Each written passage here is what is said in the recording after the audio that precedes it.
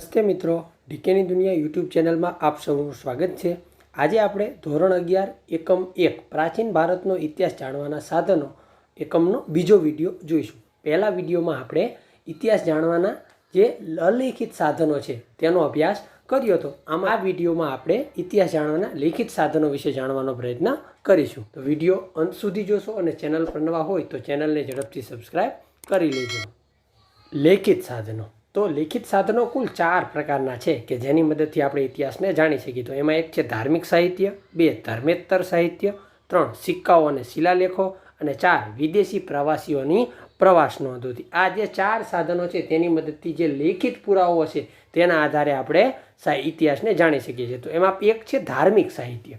તો ભારતની સંસ્કૃતિ વ્યાપકપણે ધર્મ સાથે સંકળાયેલી જોવા મળે છે અને ભારતના ધાર્મિક સાહિત્યમાં સૌથી જૂનું સાહિત્ય છે એ ઋગ્વેદ ગણાય છે।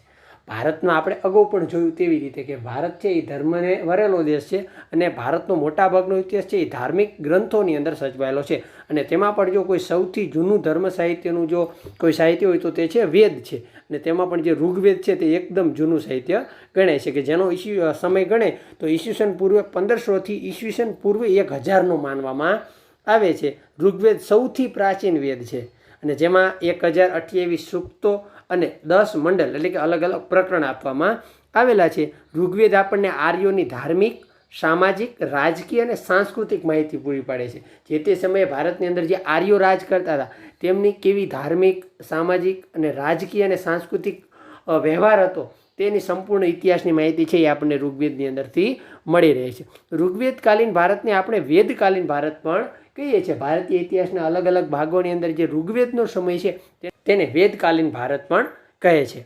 ઋગ્વેદ સિવાય અન્ય 3 વેદો છે, કુલ 4 વેદ છે તેમાંનો એક ઋગ્વેદ એ સિવાયના 3 વેદો છે એટલે કે વેદોની કુલ 4 સંખ્યા છે। એમાં ઋગ્વેદ, સામવેદ, અથર્વવેદ અને યજુર્વેદ એમ 4 વેદોનો સમાવેશ થાય છે। આ ત્રણેય વેદો એટલે કે ઋગ્વેદ પછીના સમયગાળામાં રચાયા હતા। સૌ પ્રથમ ઋગ્વેદ, ત્યારબાદ બાકીના 3 વેદોની રચના થઈ હતી। આ 3 વેદોમાં મંત્રો, પ્રાર્થનાઓ અને અનુષ્ઠાનો અને સાંસારિક બાબતોનો સમાવેશ થાય છે। મોટાભાગે તેમાં કર્મકાંડના જે મંત્રો છે, પ્રાર્થનાઓ છે અને અનુષ્ઠાનો છે તે બાબતો આપેલી છે। પશ્ચાત વૈદિક સાહિત્યની અંદર આગળ જઈએ તો બ્રાહ્મણ ગ્રંથો, આરણ્યકો, મહાકાવ્યો, ઉપનિષદો તથા પુરાણો તેમજ જૈન અને બૌદ્ધ ધર્મના જે ધાર્મિક ગ્રંથોનો સમાવેશ થાય છે। આ તમામ ધાર્મિક ગ્રંથોની અંદર ધર્મની સાથે જે તે સમયના જે તે ગાળાના રાજા રજવાડાઓ અને તેના સમયની જે છે એ તમામ બાબતોનો ઇતિહાસ છે તેમાં સમાવવામાં આવેલો છે। તેની સાથે ધર્મસૂત્રોનો પણ સમાવેશ થયો છે। આ ઉપરાંત મહાકાવ્યો એટલે કે રામાયણ અને મહાભારત બહુ જ અગત્યના છે। રામાયણ અને મહાભારતના જે અવશેષો છે તે તો આજે પણ આપણને પુરાતત્વના સ્થળ તરીકે પણ મળી રહે છે। એટલે કે રામાયણ અને મહાભારત જેવા 2 મહાકાવ્યો છે તેની અંદર પરંતુ જેમ રાજા રામાયણની અંદર તેમના સમયની રાજ્ય વ્યવસ્થા, યુદ્ધ કળા તે તમામ બાબતનો ઇતિહાસ જાણી શકાય છે। તો એવી જ રીતે મહાભારતની અંદર કૌરવો અને પાંડવોના યુદ્ધ થકી તે સમયની સંપૂર્ણ માહિતી આપણને મળી રહે છે। પુરાણો પણ ઐતિહાસિક સામગ્રીથી ભરપૂર છે। જે 18 પુરાણો વ્યાસજી દ્વારા રચાયા તેની અંદર પણ ઘણી ઐતિહાસિક સામગ્રી છે। જો કે પુરાણોનો રચનાકાળ બહુ સ્પષ્ટ થતો નથી પણ ભાગવત પુરાણ, મત્સ્ય પુરાણ, વિષ્ણુ પુરાણ અને ગરુડ પુરાણ કુલ પુરાણોનીમાંથી આ જે અગત્યના છે એ અગત્યના છે।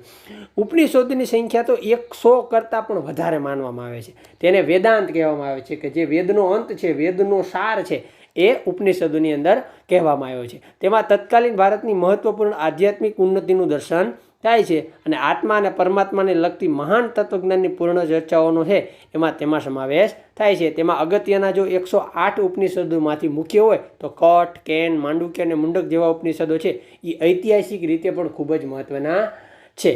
ઉત્તર વૈદિક કાળ મોટે ભાગે ઈસવીસન પૂર્વે 600 સુધીનો ગણવામાં આવે છે અને ઈસવીસન પૂર્વે એટલે કે 6ઠી સદીમાં હિન્દુ સાહિત્યના ધર્મસૂત્રો અને ગૃહસૂત્રોની રચના જોવા મળે છે। તો સાથે સાથે બૌદ્ધ અને જૈન ધર્મ પણ સંકળાયેલું બહુ જ મહત્વપૂર્ણ સાહિત્યની રચના પણ આ સમયે થયેલી જોવા મળે છે। ઉત્તર વૈદિક કાળની અંદર આપણે જે પુરાણો, વેદો અને તેની ત્યારબાદ જે છે એ બાકીનું જે શાસ્ત્ર છે તે ઉત્તર વૈદિક કાળ પછીના ગાળામાં ગણાય છે એટલે કે 6ઠી સદીમાં। એટલે કે બૌદ્ધ ધાર્મિક સાહિત્યમાં ત્રિપિટક સૌથી મહત્વપૂર્ણ ગ્રંથ ગણાય છે જે બૌદ્ધ ધર્મની તમામ બાબતોને જે તે સમયના જે રાજાઓ અને જે રાજ્યની અંદર બૌદ્ધ ધર્મ હતો અને તેની જે તમામ બાબતો છે તે આપણને એનું જે ત્રિપિટક છે ગ્રંથ તેની અંદર મળે છે। તેમાં સુત્ત પિટક, વિનય પિટક અને અભિધમ પિટક આ જે 3 જે એની અંદર એનો સમાવેશ થાય છે। સુત્ત પિટકમાં આ જે 3 ભાગ છે એની અંદર સુત્ત પિટકની અંદર ગૌતમ બુદ્ધના પ્રારંભિક જીવનની ચર્ચા કરવામાં આવી છે, જ્યારે વિનય પિટકની અંદર બૌદ્ધ સાધુ અને સાધ્વીઓ માટેના નિયમો, જે એ સમયના બૌદ્ધ ધર્મને જે લોકો છે એને પાળવાના નિયમો હતો તેનો સમાવેશ થાય છે, જ્યારે અભિધમ્મ પિટકમાં બૌદ્ધ તત્વજ્ઞાન જોવા મળે છે, જે ગૌતમ બુદ્ધ દ્વારા જે કહેવાયેલી વાતો છે તેનું તત્વજ્ઞાન છે, તેનો સાર છે તે તેમાં સમાવેશ છે. આ સિવાય બૌદ્ધ સાહિત્યમાં જાતક કથાનું જ્ઞાન બહુ જ અગત્યનું છે. અલગ અલગ જાતક કથાઓ દ્વારા લોકોને જે જ્ઞાન છે એ આપવાનું કામ હતું, તે કથાઓ પણ ખૂબ જ અગત્યની છે. ત્યારબાદ જે જૈન ધર્મ છે, બૌદ્ધ ધર્મની જેમ જ જૈન ધર્મ છે એની ધાર્મિક સાહિત્યને આગમ ગ્રંથો તરીકે ઓળખવામાં આવે છે. જેમ આપણે બૌદ્ધ ધર્મને જે ત્રિપિટક છે એવી જ રીતે જૈન ધર્મનો જે આગમ ગ્રંથો તરીકે ઓળખાય છે. આ આગમોમાં કુલ જે 24 જેટલા જૈન તીર્થંકરો થઈ ગયા એની તત્વજ્ઞાનપૂર્ણ ચર્ચાઓ કરવામાં આવી છે, તેનું એની અંદર સંકલન કરવામાં આવ્યું છે. અને આનું જે સાચું સંકલન છે એ મૌર્ય કાળની અંદર મૌર્ય સામ્રાજ્યની અંદર તેનું સંકલન થયું, જ્યારે બીજું સંકલન ઈસવીસનની 6ઠી સદીમાં ગુજરાતના વલ્લભી જે છે એની અંદર એનું સંકલન થયું હતું. તે પણ જે છે જે તે સમયના રાજા અને સમયની છે એ આપણને સારી એવી ઇતિહાસની માહિતી પૂરી પાડે છે. લેખિત સાહિત્યનો એક સાધન આપણે જોયું ધાર્મિક સાહિત્ય, બીજું છે ધર્મેતર સાહિત્ય, એટલે કે ધાર્મિક સિવાયના જે સાહિત્ય છે તેની અંદરથી કયા ગ્રંથો દ્વારા માહિતી મળે છે. તો ભારતમાં ધર્મેતર સાહિત્યમાં મોટાભાગે સ્મૃતિ ગ્રંથો, સંહિતાઓ, નાટકો અને ઇતિહાસ ગ્રંથોનો સમાવેશ થાય છે. અને તેમાં ખાસ જે મનુસ્મૃતિ એ જે ગ્રંથ છે એ અગત્યનું ધર્મેતર સાહિત્ય ગણી શકાય, કે જેની અંદર ભારતનો પ્રથમ એને કાયદા ગ્રંથ ગણવામાં આવે છે. આજે પણ ઘણા એવા ગ્રંથો, નિયમો અને રીતિ રિવાજો છે જે મનુસ્મૃતિને અનુસરી અને જે હિન્દુ ધર્મ છે તેની અંદર તે પાડવામાં આવે છે. તો એ પહેલો કાયદા ગ્રંથ છે. એ સિવાય કૌટિલ્યનું અર્થશાસ્ત્ર પણ એવો જ એક બીજો મહત્વપૂર્ણ ગ્રંથ છે કે જેમાં મૌર્યકાલીન ચંદ્રગુપ્ત મૌર્યના સમયની જે ભારતીય રાજનૈતિક વ્યવસ્થા, અર્થવ્યવસ્થા અને રાજ્ય સ્વરૂપ વિશેની માહિતી આપણને તેમાં જે કૌટિલ્ય એટલે કે ચાણક્યનું જે અર્થશાસ્ત્ર છે તેમાં આપણને જોવા મળે છે. તો આ એક મનુસ્મૃતિ અને આ જે અર્થશાસ્ત્ર કૌટિલ્યનું એટલે કે ચાણક્યનું, એ બંને છે એ ધર્મેતર સાહિત્ય છે, ધર્મ સિવાયની બાબતો છે, પરંતુ તેની અંદરથી પણ ઘણી બધી આપણને ઐતિહાસિક માહિતી મળે છે. પછી છે પાણિનીએ રચેલ અષ્ટાધ્યાયી નામનો ગ્રંથ. એ સંસ્કૃત વ્યાકરણનો સૌથી પ્રાચીન અને પ્રથમ મહત્વપૂર્ણ વ્યાકરણનો ગ્રંથ ગણાય છે. આજથી આટલા વર્ષો પહેલાં પાણિનીએ જે અષ્ટાધ્યાયી નામનો સંસ્કૃતના વ્યાકરણનો ગ્રંથ, જે દેવી ભાષા ગણાય છે, તેનો ખૂબ જ સારા એવા નિયમોનું સમજાવતો જે પ્રાચીન ગ્રંથ છે તે પાણિનીએ રચેલો હતો. અને જેની રચના ઈસવીસન પૂર્વે 6ઠી થી 5મી સદીમાં થઈ હોય એવું વિદ્વાનો માની રહ્યા છે. પછી એ સિવાય છે દીઘનિકાય, અગંતર નિકાય, મજ્જિમ નિકાય. એ મહત્વપૂર્ણ બૌદ્ધ ગ્રંથો છે.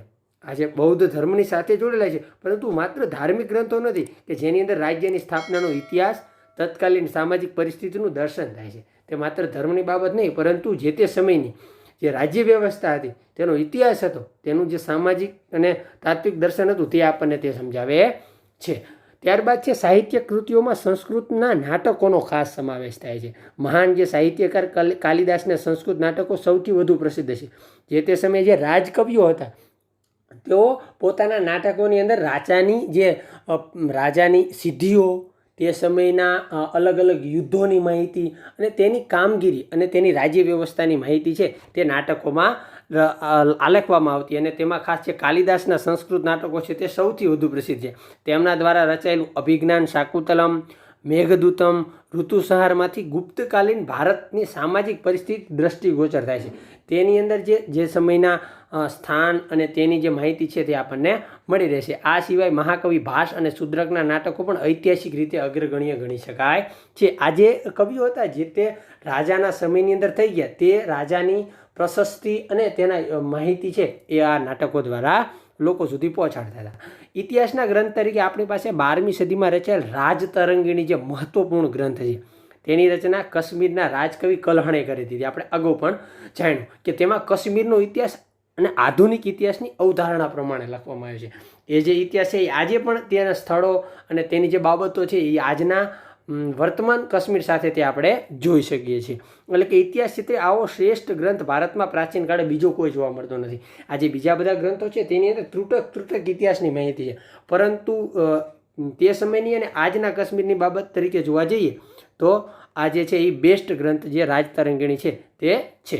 જેમાં ઇતિહાસ હોય તેવા અનેક ગ્રંથોમાં હર્ષચરિત, અગત્યનો ગ્રંથ ગણાય છે. રેડી. એ સિવાયના જે છે એ એક હર્ષચરિત છે કે જે બાણભટ્ટ દ્વારા રચવામાં આવ્યો હતો. સમ્રાટ હર્ષના સમયની અંદર એના જે રાજકવિ બાણભટ્ટે છે એ હર્ષચરિત એટલે કે સમ્રાટ હર્ષના સમયની સંપૂર્ણ બાબતો છે તે હર્ષચરિતની અંદર તેમને રજૂ કરી છે. દક્ષિણ ભારતમાં ધર્મેતર સાહિત્યમાં સૌથી શ્રેષ્ઠ સંગમ સાહિત્યને ગણાવી શકાય કે તેની રચના તમિલ ભાષામાં થઈ હતી. જે સંગમ સાહિત્ય છે એ કેવી રીતે રચનું હતું કે તેના રચયાતા અનેક કવિઓ હતા. તે સંકલન હતું, સંગમ હતું. એટલે કે મદુરાઈમાં આવા 3 સંગમો, 3 સભાઓ થઈ હતી. અલગ અલગ કવિઓ તેમાં ભેગા મળી અને તેમનું તમામ રચાયેલું જે સાહિત્ય છે એટલે કે સંગમ સાહિત્ય. આ સાહિત્યમાં રાજાઓ અને શૂરવીરોની પ્રશસ્તિ રચવામાં આવેલી લાંબી ટૂંકી કવિતાનો સમાવેશ થાય છે. અલગ અલગ રાજ્યના જે રાજકવિઓ છે તે મળી અને જે તે સમયના રાજાની સારી સારી જે પ્રશસ્તિઓ છે, તેમને કરેલા સારા કાવ્યો છે અને તેમને જે શૂરવીરતાની વાતો છે તેને લાંબી ટૂંકી કવિતાઓ દ્વારા છે એનો સંગમ કરવામાં આવ્યો હતો અને તેનું સંકલન છે. આ કવિતાઓ રાજદરબારોમાં ગાવામાં આવતી અને આ સાહિત્યમાં શિલ્પદિગારમ અને મણિમેખલાઈ આ જે 2 ગ્રંથો છે એવા જે મહાકાવ્યોનો પણ સમાવેશ થાય છે. એટલે કે આ જે દક્ષિણના જે છે એ આ 2 અગત્યના ગ્રંથો છે. ઈસવીસન પૂર્વે 300થી લઈ અને ઈસવીસન 300 સુધીના સમયગાળાના દક્ષિણ ભારતના રાજકીય, સામાજિક, આર્થિક અને સાંસ્કૃતિક પરિવેશનો સમજ માટે આ જે સંગમ સાહિત્ય છે એ સૌથી શ્રેષ્ઠ માધ્યમ છે. દક્ષિણ ભારતનો જે સંપૂર્ણ ઇતિહાસ એટલે કે એની રાજકીય, સામાજિક, આર્થિક કોઈ પણ પરિવેશની જો તમારે માહિતી મેળવી હોય તો આ સંગમ સાહિત્યની અંદર આપણને માહિતી મળે છે. એટલે કે તે સૌથી શ્રેષ્ઠ માધ્યમ છે. સંગમ સાહિત્યમાં કરવામાં આવેલા વર્ણનોનું સમર્થન પુરાતત્વશાસ્ત્રીઓ તેમજ વિદેશી પ્રવાસીઓએ પણ કર્યું છે. આ જે સંગમ સાહિત્યની જે અંદર રહેલી બાબતો છે તે માત્ર કાલ્પનિક કે લખાયેલી નહીં, પરંતુ તેને જે પુરાતત્વશાસ્ત્રીઓની કરેલી વૈજ્ઞાનિક ઢબે શોધ અને જે પ્રવાસીઓ, વિદેશી પ્રવાસીઓ આવેલા છે તેમની નોંધ સાથે સરખાવતા પણ તે સાચી જોવા મળે છે. ત્યારબાદ ત્રીજું સાધન જે છે લેખિત, તેમાં છે સિક્કા અને શિલાલેખો. તે છે ઇતિહાસ જાણવા માટેનો સૌથી આધારભૂત સાધન ગણાય. એટલે કે સિક્કાઓ ઇતિહાસ જાણવા માટેનું બહુ જ અગત્યનું સાધન ગણાય છે. સિક્કાઓના અભ્યાસને મુદ્રાશાસ્ત્ર કહેવામાં આવે છે. જે સિક્કાઓના આધારે જે આપણે જાણીએ છીએ એને મુદ્રાશાસ્ત્ર કહેવાય છે. આ શાસ્ત્ર સિક્કાનો સમય, તેની લિપિ, તેની ધાતુ વગેરે ઉપર અધ્યયન કરી અને ઇતિહાસ તારવી આપે છે. સૌથી આધારભૂત એટલા માટે ગણવામાં આવે છે કે આ જે સિક્કાઓ છે તેના આધારે તેના ઉપર જે કરવામાં આવેલી કોતરણી અને તેનો સમય, તેની ધાતુઓ, તે તમામ બાબતો છે તે જે તે સમયની આપણને ઇતિહાસની સાચી માહિતી આપે છે. સિક્કાઓ પર જોવા મળતા પ્રતીકો અને ચિત્રની મદદથી પણ ઇતિહાસ જાણવા મળે છે. ભારતમાં સૌથી જૂના સિક્કા છે એ પંચમાર્ક સિક્કાઓ છે. તે ચાંદી અને તાંબાના બનેલા હતા અને તેનો સમયગાળો ઈસવીસન પૂર્વે 5મી સદીનો ગણાય છે. જો અહીં બાજુમાં આપણને જે 2 સિક્કાઓ આપેલા છે તેની અંદર પંચમાર્ક એટલે 5 પ્રકારના માર્ક કરવામાં આવતા, નિશાની 5 નિશાની હતી. તો એ સૌથી જૂના એટલે કે ઈસવીસન પૂર્વે 5મી સદીના ગણાય છે. સિક્કાઓની જેમ જ શિલાઓ અને પથ્થર પર કોતરવામાં આવેલા લેખોને ઇતિહાસ જાણવાના અગત્યના સાધનો છે. પહેલાંના સમયમાં પુસ્તકો પર લખવા કરતાંય લોકો જે છે રાજાઓ અને તે પોતાની પ્રશસ્તિ અને જે નિયમો છે ધર્મની અને રાજ્યના નિયમો છે તે પથ્થર પર કોતરાવતા, એને શિલા ઉપર લખતા, એને શિલાલેખ. અને એવી જ રીતે તામ્રપત્ર ને એના પર પણ કોતરવામાં આવતા. તે પણ ઇતિહાસ જાણવાના ખૂબ જ અગત્યના સાધનો છે. ખાસ કરીને અશોકના એના જે શિલાલેખો છે એ સિવાયના બીજા તમામ દ્વારા આપણને ઘણી બધી માહિતી મળી રહે છે. કવિઓ દ્વારા રાજાઓની પ્રશસ્તિ લખાયેલા લેખોને પ્રશસ્તિઓ કહે છે. જે કવિઓ છે, જે રાજકવિઓ, તે રાજાની પ્રશસ્તિ, વખાણ, જે તે સમયની સિદ્ધિઓ છે એને વર્ણવતા તે પ્રશસ્તિ પત્રો પણ કહેવામાં આવતા. અને ભારતમાં સૌથી જૂના શિલાલેખો અશોકના સમયના છે અને અશોકના શિલાલેખો પ્રાકૃત ભાષામાં અને બ્રાહ્મી લિપિમાં લખાયેલા જોવા મળે છે. એ લિપિના આધારે પણ આપણે છે જે તે સમયનો રાજ્યનો ઇતિહાસ જાણી શકીએ છીએ. સાથે સાથે ઉત્તર અને પશ્ચિમ ભારતમાં મળી આવેલા શિલાલેખોની લિપિ ખરોષ્ટી છે. અફઘાનિસ્તાનમાંથી મળી આવેલા શિલાલેખો આરામી એટલે કે ગ્રીક લિપિમાં પણ મળી આવ્યા છે. આમ અલગ અલગ જે શિલાલેખો છે તેના આધારે જે તે સમયની માહિતી મળે છે. અશોકના શિલાલેખોની ભાષા ઉકેલવાનો શ્રેય જેમ્સ પ્રિન્સેપને ફાળે છે. આપણે અગાઉ આ બાબતની ચર્ચા કરી કે અંગ્રેજ અધિકારીઓ કે જે ઇતિહાસના જાણકાર હતા તેને ઇતિહાસને જાણવા માટે અલગ અલગ ભાષા, જે પ્રાચીન ભાષાઓ છે તેને સમજવાનો પ્રયત્ન કર્યો અને એમાં જેમ્સ પ્રિન્સેપે છે એ અશોકના શિલાલેખ જે છે એ ઈસવીસન 1827માં એની બ્રાહ્મી લિપિની છે તેને ઉકેલી અને તેની અંદર જાણવા મળ્યું કે આ જે બ્રાહ્મી લિપિ છે એ ડાબેથી જમણે લખાતી હતી અને ખરોષ્ટી લિપિ જમણેથી ડાબી લખાતી હતી. બંનેનો આ ભેદ છે. અશોકના શિલાલેખોની સંખ્યા 25 કરતાં પણ વધારે છે. સમગ્ર ભારતની અંદર અલગ અલગ જગ્યાએ જે અશોકના અલગ અલગ કુલ 25 શિલાલેખો જોવા મળ્યા છે અત્યાર સુધી ઉત્ખનન કરતાં તેમાંથી મળી આવે છે. તેમાંથી આપણને તેની વહીવટી, રાજકીય અને ધાર્મિક નીતિઓનો ખ્યાલ મળે છે. તે દરેકે દરેક શિલાલેખો પર અલગ અલગ બાબતોની માહિતી લખવામાં આવી છે, જેમાં વહીવટ, રાજકીય અને ધાર્મિક નીતિઓનો ખ્યાલ પણ મળી આવે છે. પછી સાતવાહન રાજવીઓએ પણ શૈલીય લેખો તૈયાર કરાવ્યા હતા, જે નાસિકની આસપાસ મળી આવ્યા છે. અશોક સિવાયના સાતવાહન રાજવીઓ છે તેને પણ પોતાના આવા લેખો લખાવેલા છે. અશોકના શિલાલેખ પછી મળી આવેલા અભિલેખોમાં વ્યક્તિગત અને સરકારી એમ બંને પ્રકારના અભિલેખ મળે છે. એમાં કેટલાક અભિલેખો પ્રશસ્તિ તરીકે પ્રાપ્ત થયા છે. તેનું સૌથી મોટું ઉદાહરણ હરિશેણ દ્વારા રચિત સમુદ્રગુપ્તનો પ્રયાગ અભિલેખ છે. એટલે કે અશોકે જે તે સમયની રાજ્યની રાજ્ય વહીવટો અને ધર્મની બાબતો લખાવી, અશોક પછીના જે શિલાલેખો, તેના સમયના પછીના શિલાલેખો મળ્યા છે, તેની અંદર વ્યક્તિગત અને સરકારી એટલે કે રાજ્ય બંને એમ અલગ અલગ છે. એમાં ખાસ જે આ હરિશેણ દ્વારા રચિત જે સમુદ્રગુપ્ત, કવિ હરિશેણ દ્વારા રચાયેલો જે સમુદ્રગુપ્તનો અભિલેખ છે, આ અભિલેખ અશોક સ્તંભ પર ઉત્કીર્ણ થયેલો છે. અને આવું બીજું ઉદાહરણ રાજા ભોજનો જે ગ્વાલિયરીય પ્રશસ્તિ લેખ છે, ગ્વાલિયરની અંદર આવેલો એ જે રાજાનો પ્રશસ્તિ લેખ. આ સિવાય કલિંગ રાજા ખારવેલનો હાથી ગુફા અભિલેખ, ગૌતમીનો નાસિક ગુફા અભિલેખ, બંગાળના રાજા જે વિશેષણનો દેવપાડા અભિલેખ અને ચાલુક્ય રાજવી જે પુલકેશી થઈ ગયો, કે જે સમ્રાટ હર્ષનો સમકાલીન હતો, ત્યાં ચાલુક્ય રાજવી પુલકેશી જે બીજાનો ઐહોલ અભિલેખ છે, એ ખૂબ જ મહત્વના અને ઐતિહાસિક સ્ત્રોત તરીકે ગણાય છે. આ તમામ રાજાઓના અભિલેખો દ્વારા જે તે રાજાની ઇતિહાસની અને તેની ધાર્મિક બાબતો અને રાજકીય બાબતોનો આપણને ઇતિહાસ જાણવા મળે છે. ત્યારબાદ એ શિલાલેખો બાદ તામ્રપત્ર પણ ઇતિહાસ જાણવાનું મહત્વનું સાધન છે. જો મિત્રો, આ જે તામ્રપત્રોની એટલા માટે જ લખવામાં આવતા કે તે વર્ષો સુધી તેની જે છે એ છાપ રહેતી. એટલે કે તામ્રપત્ર ઇતિહાસ જાણવાનું ખૂબ અગત્યનું સાધન છે. ભૂમિદાન પત્રો તાંબાના પતરા પર લખવામાં આવતા. પહેલાંના સમયની અંદર દસ્તાવેજો નહોતા, પરંતુ કોઈ રાજા દ્વારા કે કોઈ વ્યક્તિ દ્વારા કોઈ ભૂમિદાન કોઈને આપવામાં આવતું, ભૂમિ એટલે કે જમીનને આપવામાં આવતું ભેટ તરીકે, સોગાદ તરીકે, તો એને તાંબાના પતરા પર લખવામાં આવતું હતું. એટલે કે વ્યક્તિગત અભિલેખો મોટે ભાગે મંદિરોમાં જોવા મળે છે. તેના પર દર્શાવેલ તારીખ, તે ક્યારે બન્યા હતા તેની માહિતી આપે છે. તેમજ કોઈ સ્થાપત્યની રચના થતી તો તે સ્થાપત્યનો સમયગાળો, તે ક્યારે બનાવવામાં આવ્યું હતું, કોના દ્વારા બનાવવામાં આવ્યું હતું, તેની સંપૂર્ણ માહિતી છે તે પણ તામ્રપત્ર પર લખી અને જે તે સ્થાપત્ય પર લગાવવામાં આવતું હતું. તેના આધારે આપણને તેની ઘણી માહિતી મળી રહે છે. તેની સાથે તેમાંથી ભાષાની માહિતી પણ સાંપડે છે.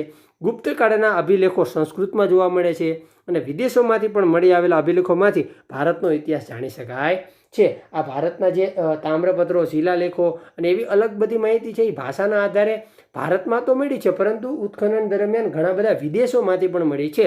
અને તેના પરથી જાણી શકાય છે કે ભારતની અંદર ઘણા બધા વિદેશીઓ અને ભારતના લોકો પણ ઘણા વિદેશની અંદર રહ્યા હતા. તેની આપણને એના આધારે માહિતી મળી રહે છે. એશિયા માઇનોર એટલે કે તુર્કીમાં આવેલ બોગજકોય નામના સ્થળેથી ઈસવીસન પૂર્વે 1400નો એક અભિલેખ મળે છે, જેમાં વૈદિક દેવતાઓની નોંધ કરવામાં આવી છે. મિત્રો, જોઈ શકાય છે કે તુર્કીમાં આવેલું જે બોગજકોય, વિચાર કરો, ત્યાં ઈસવીસન પૂર્વે 1400નો આપણા વૈદિક દેવતાઓની નોંધ તે એ અભિલેખની અંદર જોવા મળે છે. અને એ સિવાય પર્સિપોલિસ અને બહિસ્તૃન અભિલેખો દ્વારા પણ ભારત પર થયેલ ઈરાની આક્રમણની માહિતી આપણને મળે છે. એટલે કે ઇજિપ્તના તેલ અલ અમરનામાંથી મળેલી માટીની તકતીઓ પર ઈરાન અને ભારતના રાજાઓ જેવા બેબીલોન રાજાઓના નામ જોવા મળે છે અને જેમની વચ્ચે ખાસું એવું સામ્ય જોવા મળે છે. તો આ ભારત અને ભારત બહાર અલગ અલગ વિદેશોની અંદર પણ આવી જે લેખો મળેલા છે, તેના આધારે પણ ઘણી માહિતી મળી રહે છે. શિલાલેખો, અભિલેખોમાંથી જે તે સમયના રાજા, તેનું રાજ્ય, તેની સરહદો, તેમાં રહેલી વિગતોમાંથી રાજકીય, સામાજિક, આર્થિક અને સાંસ્કૃતિક બાબતોનો આપણે ઇતિહાસ પ્રાપ્ત થાય છે, કે જેના દ્વારા આપણે જે તે સમયની સંપૂર્ણ માહિતી મેળવી શકીએ છીએ. ત્યારબાદ લેખિત સાધનોમાંનું જે ચોથું સાધન છે એ છે સ્મારક અને ભવન. જે તે રાજવીએ તેના સમયગાળા અંદર બંધાવેલા જે સ્મારકો છે, જે ભવનો છે, જે સ્થાપત્યો છે, તેના આધારે પણ તે સમયની ખૂબ જ માહિતી મળે છે. જો રાજાઓ અને સામાન્ય લોકોના રહેઠાણો તથા મંદિરો જેવા સ્થાપત્યોમાંથી જે તે કાળની વસ્તુકલાનો વિકાસ જાણવા મળે છે. તેમના રાજમહેલો અને તેમને બંધાવેલા મંદિરો, સ્થાપત્યો, તેના દ્વારા તે જે મંદિરની કે તે સ્થાપત્યની જે કલા છે, વાસ્તુકલા, તેના આધારે પણ ઘણી માહિતી મળે છે. જો ઉત્તર ભારતના જે નાગર શૈલીના મંદિરો છે, દક્ષિણ ભારતના દ્રવિડ શૈલીના મંદિરો અને દક્ષિણના બેસર શૈલીના મંદિરો પ્રાચીન કાળથી વસ્તુકલા અને મંદિર સ્થાપત્ય શૈલીના મહત્વપૂર્ણ દસ્તાવેજો છે, કે તેને જોઈ અને તેની વાસ્તુકલાને જોઈ અને તે કયા કાળના હશે અને તે સમયના હશે તેના વિશે ખૂબ એવી માહિતી મળે છે.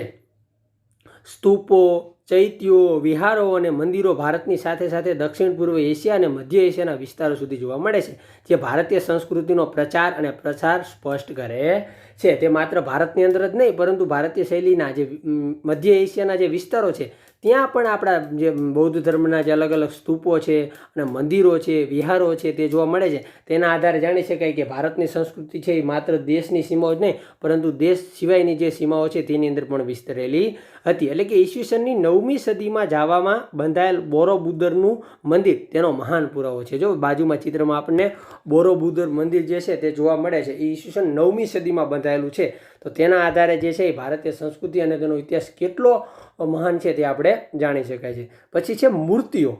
મૂર્તિઓ દ્વારા પણ આપણે તેની ધાતુ, તેનો ઇતિહાસ, તેની બનાવટ, તે સૌની આધારે આપણે ઘણી બધી માહિતી મળે છે. જો ઇતિહાસ જાણવા માટે મૂર્તિઓ પણ અત્યંત જરૂરી છે અને ઘણી બધી ખોદકામ વખતે આપણને આવી ઘણી બધી મૂર્તિઓ મળી છે અને તેના આધારે તેનો સમય જાણી શકાય છે. કુષાણ, ગુપ્ત અને ગુપ્તકાળ પછી મોટા પ્રમાણમાં મૂર્તિ સ્થાપત્ય જોવા મળે છે. એટલે કુષાણ યુગની મૂર્તિકલામાં વિદેશી પ્રભાવ આપણને સ્પષ્ટ દેખાય છે. એટલે કે મૂર્તિકલામાં ગાંધાર કલા શૈલી અને મથુરા કલી શૈલી સર્વશ્રેષ્ઠ છે. જો મિત્રો આ મૂર્તિકલાની બે શૈલી છે, આ ખૂબ અગત્યની છે પરીક્ષા માટે. અને આમ તો એ જે બે શૈલી છે મૂર્તિકલાની, ગાંધાર કલા શૈલી અને મથુરા કલા શૈલી, એ સર્વશ્રેષ્ઠ છે. એટલે કે સાંચી, અમરાવતી, ભારહૂત અને બોધગયામાં મળેલી જે મૂર્તિઓ છે એમાં આ તમામ કલાનો વિકાસ સ્પષ્ટપણે આપણે જોઈ શકાય છે. તેમજ ચિત્રકલા, કે ચિત્રકલા પણ એક જે તે સમયની આપણને લોકોની અને તેમના વિચારો છે તે જણાવે છે. જો છેક પાષાણ કાળથી ચિત્રકલા ભારતીય ઇતિહાસ જાણવાનું મહત્વપૂર્ણ માધ્યમ રહ્યું છે. વર્તમાન સમયનું જ નહીં, પરંતુ પાષાણ કાળથી, જેમ આદિ માનવો હતા તે સમયથી તેમના દ્વારા પણ જે ચિત્રકલા છે એ ભારતીય ઇતિહાસ જાણવાનું એક મહત્વપૂર્ણ એક સાધન છે. તેનો ઉત્તમ નમૂનો ભીમબેટકા, જે મધ્યપ્રદેશની અંદર ભીમબેટકાની જે ગુફા ચિત્રો છે કે એ ગુપ્તકાળમાં આ કલાનો ઉત્તમ વિકાસ થયો હતો. એ આપણે જાણી શકાય છે કે ભીમબેટકાની જે ગુફાની અંદર આ એ સમયની અતિ પ્રાચીન જે ચિત્રો છે તે, અને ગુપ્તકાળની અંદર જે સૌથી વધુ જે ચિત્રકલાનો જે બહોળો વિકાસ થયો હોય તો એ ગુપ્તકાળની અંદર થયો હતો. એમાં અજંતાના વિશ્વવિખ્યાત ચિત્રો અને ચિત્રકલાની ઉન્નતિનું ચરમ બિંદુ કહી શકાય છે.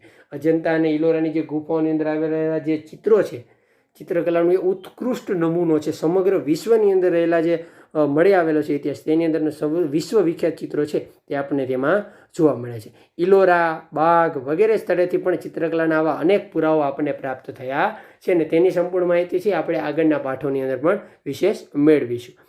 ત્યારબાદ છે વિદેશી મુસાફરોના વૃત્તાંત.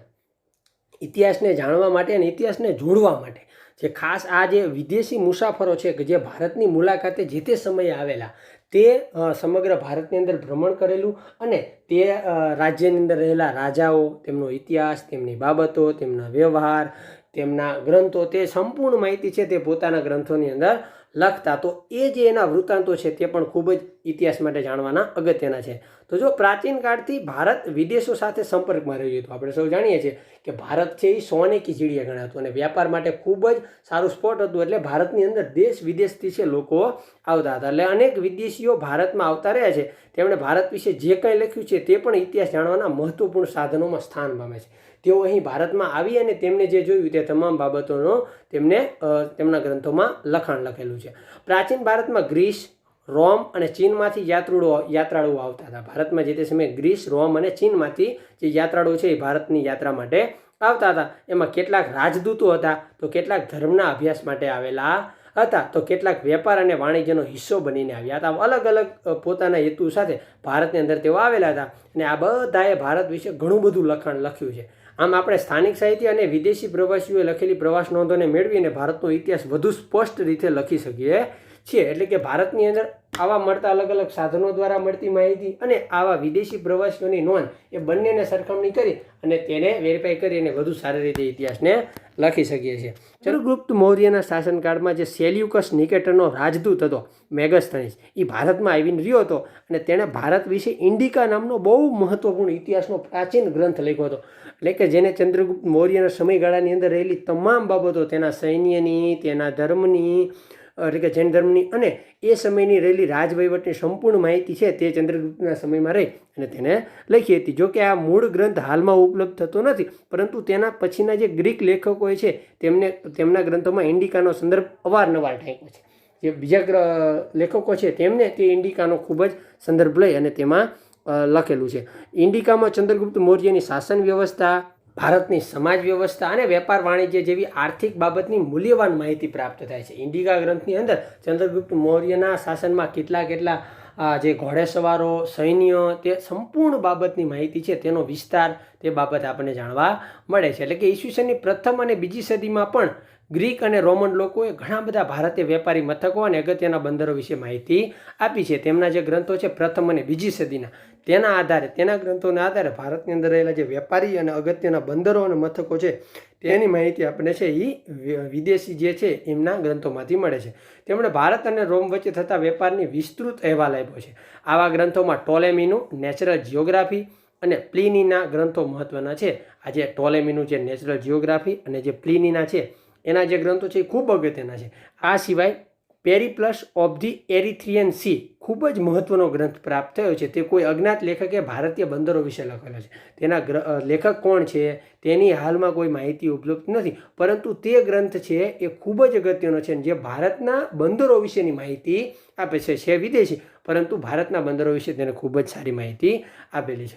તો બૌદ્ધ ધર્મના આકર્ષણથી ચીનના યાત્રીઓ ભારતમાં આવ્યા હતા. ભારતની અંદર બૌદ્ધ ધર્મ છે એ સમગ્ર ભારતની અંદર એટલી પ્રસિદ્ધિ હતી, તો વિશ્વની અંદર એટલે કે ચીનના ખાસ જે યાત્રીઓ છે એ ભારતની અંદર બૌદ્ધ ધર્મની માહિતી માટે આવતા. અને આ પ્રવાસીઓમાં ફાહિયાન, યુએન સાંગ અને ઇત્સિંગ મુખ્ય હતા. તેમણે ભારતના બૌદ્ધ ધર્મ, બૌદ્ધ તીર્થ, સમ્રાટ હર્ષવર્ધન, નાલંદા વિશ્વવિદ્યાલય અને તત્કાલીન ભારતીય સમાજનું આંખે દેખ્યું અને વિસ્તૃત ચિત્રણ કર્યું છે. તેમાં યુએન સાંગ તો ભારતની અંદર 5 વર્ષ જેવો સમય રહ્યો હતો. તેને નાલંદાની અંદર અભ્યાસ પણ કર્યો છે અને સમ્રાટના હર્ષવર્ધનના સમયની અંદર તેની સભાની અંદર પણ ભાગ લીધેલો છે. એટલે તેને તે સમયની ખૂબ જ સારામાં સારી એવી માહિતી છે એ ભારત વિશે પોતાના પ્રવાસ નોંધોની અંદર લખેલી છે. હવે આપણે જે છે એ આગળના પ્રકરણની અંદર ઇતિહાસને જાણવાનો પ્રયત્ન કરું છું. આશા રાખું છું કે આ એકમમાં તમને ખૂબ જ માહિતી મળી ગઈ હશે. આવા જ અવનવા વિડીયો માટે અને 11 અને 12 ઇતિહાસના તમામ વિડીયો માટે મારી યુટ્યુબ ચેનલ ડીકેની દુનિયાને સબસ્ક્રાઈબ કરજો. વિડીયો ગમ્યો હોય તો લાઇક કરજો અને બીજા મિત્રો સુધી અવશ્ય શેર પણ કરતા રહેજો.